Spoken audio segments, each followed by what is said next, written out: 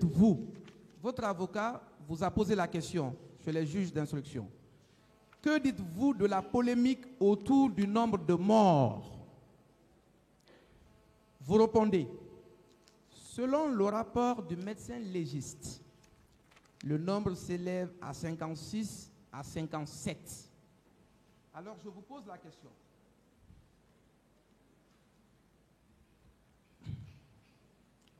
Alors que, malheureusement pour ces événements, on parle d'abord de 157 morts, bilan provisoire, ce qui est d'ailleurs provisoire en attendant naturellement la découverte des fosses communes. Vous, en tant que ministre de la Santé, vous parlez de 56 à 57 cas de mort. On peut s'en tenir à quoi devant le tribunal? Ou bien c'était pour minimiser les chiffres? Monsieur le procureur, je ne minimise pas les chiffres. Moi, j'ai dit au tribunal ce que j'ai vu, ce dont on m'a rendu compte et que j'ai fait vérifier, j'ai vérifié et j'ai fait vérifier. Pourquoi 56 à 57 même? Je vous ai parlé d'un jeune de 12 ans qui est décédé à l'hôpital. Sinon, au début, il y avait 56 corps. Le 57e corps, c'est ce jeune. Puisque ce corps-là même n'est pas arrivé à la mort, comme il est mort à l'hôpital, on a restitué, il a restitué le corps à sa famille. Donc, je ne sais pas, je n'étais pas au stade, je ne sais pas ce qui s'est passé au stade. Monsieur le ministre, on peut sentir... Moi-même, j'ai entendu, j'ai appris par voie de médias qu'il y a eu 100 et quelques morts. Mais je ne peux ni confirmer ni infirmer cela. Moi, ce que j'ai vu et ce qu'on m'a montré à la morgue, c'est les 57 corps. C'est ce que je connais. Mais maintenant, ce qui s'est passé ailleurs, là, monsieur le procureur, là, je ne sais pas. Ok. Vous tenez votre chiffre là d'où? Parce que vous aviez dit que vous n'aviez pas eu le temps de compter, vous avez fait compter. Vous tenez ce chiffre d'où? Comment on appelle ça? C'est le compte rendu du médecin légiste dans les morgues. D'accord. Donc, aujourd'hui, on peut... Selon vous, il n'y a eu que 56 à 57 morts. Moi, c'est ce qu'ils m'ont dit. Professionnel, ministre de la Santé, est-ce qu'on peut s'en tenir à ça, s'il vous plaît? Monsieur le procureur, en tout cas, moi, c'est ce que j'ai vu, c'est ce qui était sous la coupe du ministère de la Santé. Parfait, d'accord, merci. Est-ce qu'il n'y a pas eu beaucoup plus de corps à Donka qu'à Niasdine? Oui, c'est pourquoi j'ai dit 34 à Donka et 24 à Niasdine. Est-ce qu'il n'y a pas plus que 34 corps à Donka? Puisque Donka a été victime de... Donka a été attaqué, les militaires ont pris d'assaut l'hôpital Donka. Est-ce que ce nombre que vous venez de déclarer au tribunal, ce nombre est effectif? Ben, il est effectif, monsieur. Je parle sous serment. C'est ce que j'ai vu, c'est ce que je connais. Alors, je vais revenir. Vous avez parlé également qu'il y a eu 31 corps. 31 corps identifiés et exposés à l'esplanade de la Grande Mosquée, si je ne me trompe. Non. Identifiés, non exposés. Non exposés. Voilà. Alors, vous avez exposé combien de corps? Les 27. 27 corps. Oui, allez-y. Vous êtes avec moi? Oui. Vous avez exposé combien de corps à la morgue? Le restant des corps non identifiés. Il faut dire aussi que l'exposé, ça s'est passé... on a amené un premier lot et ensuite, si je me souviens bien, on a amené encore un deuxième. Dans un premier temps, on a pris les corps d'Ignasdine. Après que certains ont pu récupérer les corps, au même moment, l'équipe de Donka était en train d'arranger les corps qui sont à la morgue de Donka et puis on les a envoyés aussi. Le nombre total? 27. 27. Est-ce que vous avez suivi ces débats ici? Les débats ici? Les débats par rapport au nombre de corps exposés à la mosquée Faisal. Malheureusement, je ne suis pas souvent. Alors, je vous informe que le nombre que vous venez de déclarer est diamétralement différent du nombre qui a été non seulement déclaré ici par le docteur Ablaye Chérif Yabi. Okay. Il a dit ici devant ce tribunal qu'il y a eu 57 corps, 54 corps exposés. Alors, selon vous, pourquoi cette différence? Alors que vous-même, vous étiez associé à l'examen des corps, vous étiez présent au moment où les corps étaient exposés. Selon vous, où sont partis le reste de ces corps? Parce que lui-même, il a déclaré devant ce tribunal, il y a 54 corps exposés. Oui, mais écoutez... Vous parlez de 27 corps. Oui, je parle de 27 corps. Je pense que devant les cas de décès, comme nous l'avons connu au 28 septembre, c'est beaucoup plus une affaire judiciaire qu'une affaire du ministre de la Santé. Et c'est vrai. Et le ministre de la Santé, il a des informations sur est-ce que vous avez les moyens pour faire ce travail, est-ce que tout est correct et tout ça. Mais tout ce que je fais, dans le cadre de la gestion des corps, je travaille avec les procureurs, avec le parquet. Naturellement, dans cette affaire, je n'en ai pas eu. Donc, ce qui fait que ce que je fais, je suppose, à la décharge du ministre Diaby, il ne connaît pas. Il ne connaît pas, il n'a pas géré les corps directement. C'est moi qui étais en contact avec les corps. Donc, c'est moi qui connais le nombre de corps restitués et le nombre de corps exposés au cancer, pas lui.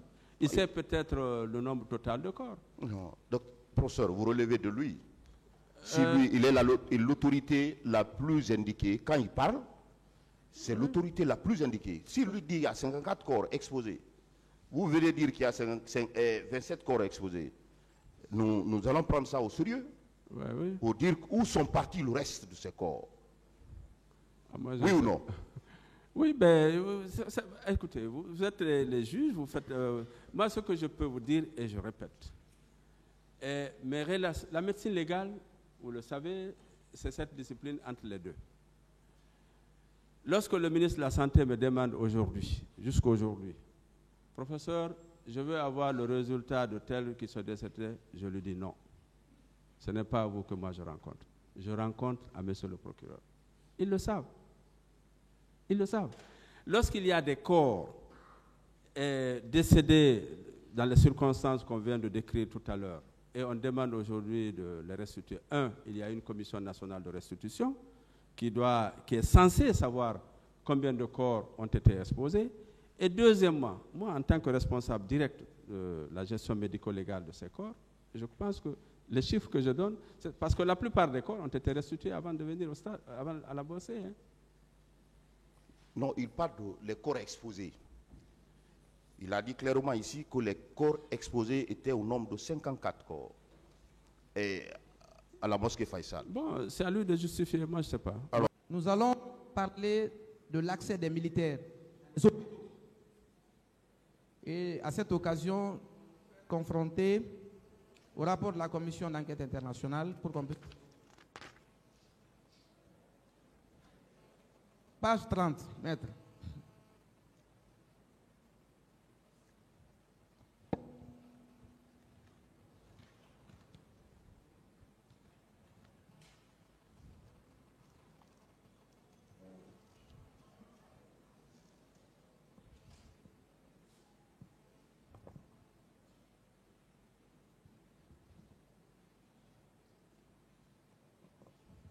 Alors, le rapport de la commission d'enquête internationale dit ceci à la page 30.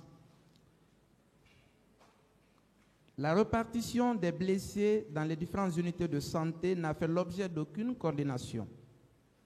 De sorte que la plupart sont arrivés à l'hôpital d'Onka, qui est le plus proche du stade. Les militaires sont arrivés dans les hôpitaux, notamment à Donka, et ont enlevé des blessés qui attendaient des soins, plus particulièrement ceux qui étaient le plus gravement touchés, ainsi que les femmes violées.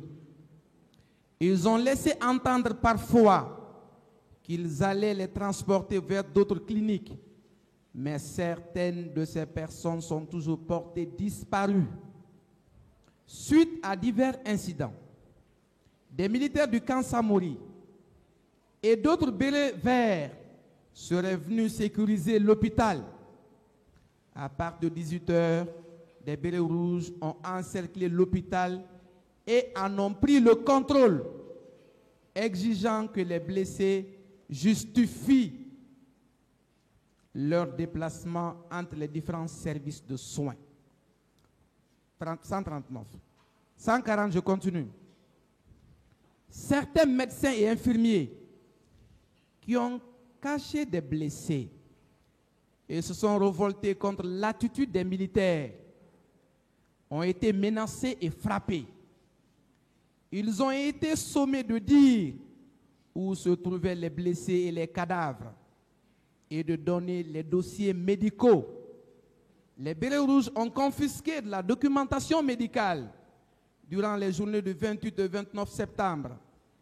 Les autorités hospitalières ont dissimulé des diagnostics permettant d'évaluer l'ampleur des violences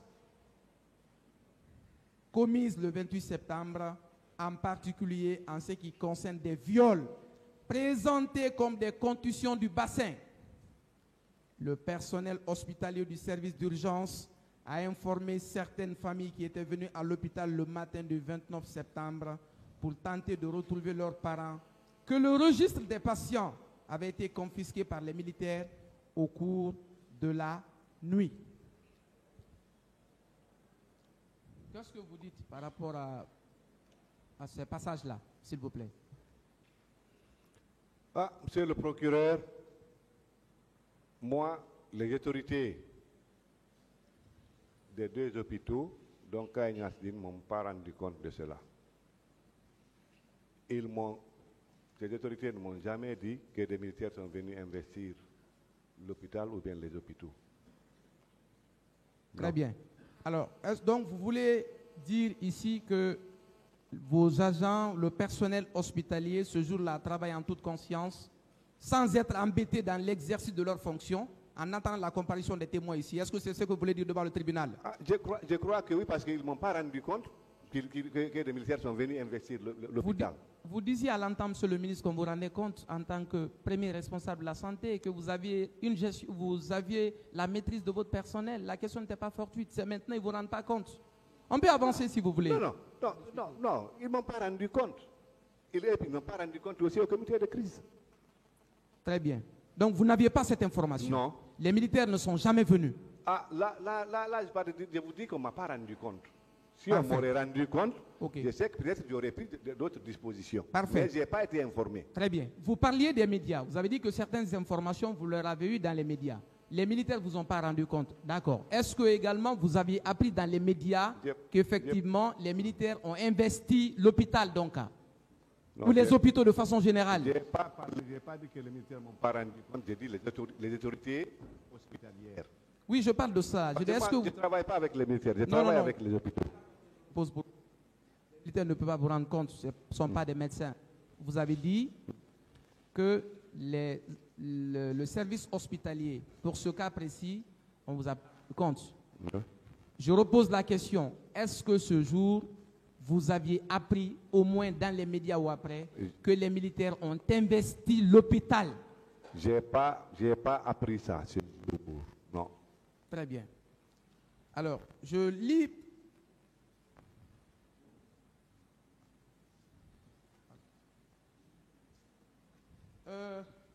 Sur la question de l'accès des militaires dans les structures hospitalières, j'ai sous la main l'audition, le procès verbal d'audition d'une partie civile qui était à l'hôpital d'Onka. Je lis pour vous ce que la personne a dit. Code de la procédure, c'est 1135, maître. Elle dit ceci, cette personne.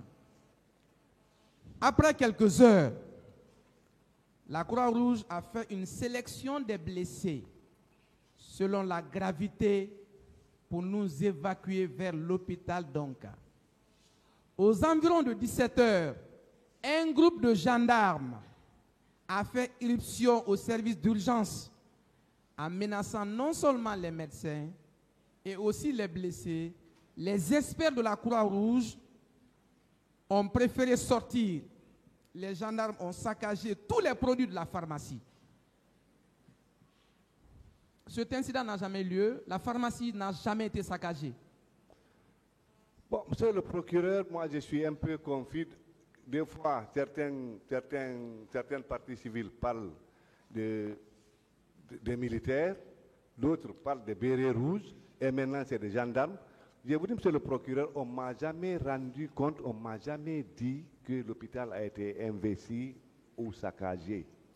On ne m'a pas rendu compte. Très bien. On ne m'a pas dit. Vous n'aviez pas vu non plus. Non. Donc ça veut dire que la pharmacie est restée intacte. Ah. Elle n'a jamais été saccagée. Je n'ai pas vu, on ne m'a pas rendu compte. Au moment venu, se le confronter à la personne. Il y a aucun problème, c'est le procureur. Alors, pour finir, je voudrais savoir, puisqu'il a été déclaré par une partie civile ici, dont je ne retiens pas le nom, qui a clairement dit qu'il était alité à Nyasdine. Il a dit que pendant son état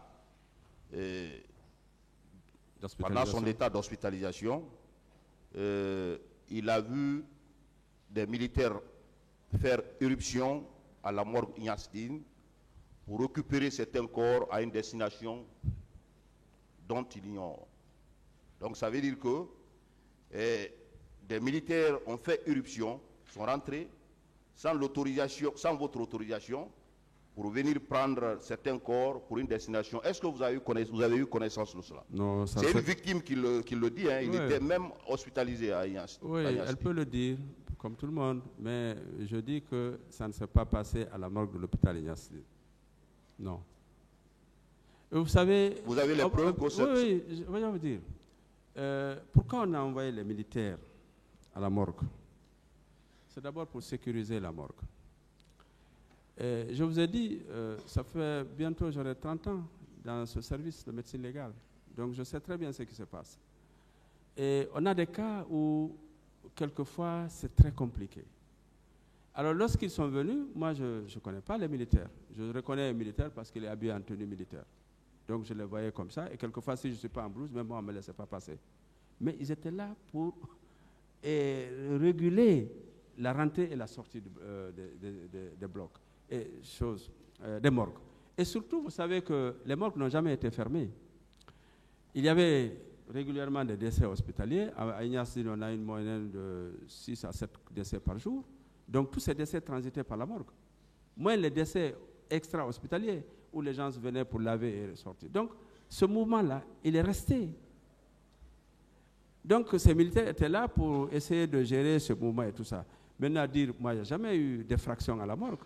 Et permanemment, pendant tous ces événements, il y avait, en plus de la sécurité des militaires, il y avait le service de gardiennage de la morgue, qui relevait de la direction de l'hôpital. Il y avait aussi les préposés de la morgue, ceux qui passent tout leur temps à la morgue pour recevoir les corps et les mettre en chambre froide. Donc on ne m'a jamais signalé, et je n'ai pas eu cas, je n'ai pas eu de signe d'effraction par rapport à ça, non. On ne vous a pas signalé, mais est-ce que cela veut dire que ça n'a pas été fait, parce que vous ne savez pas.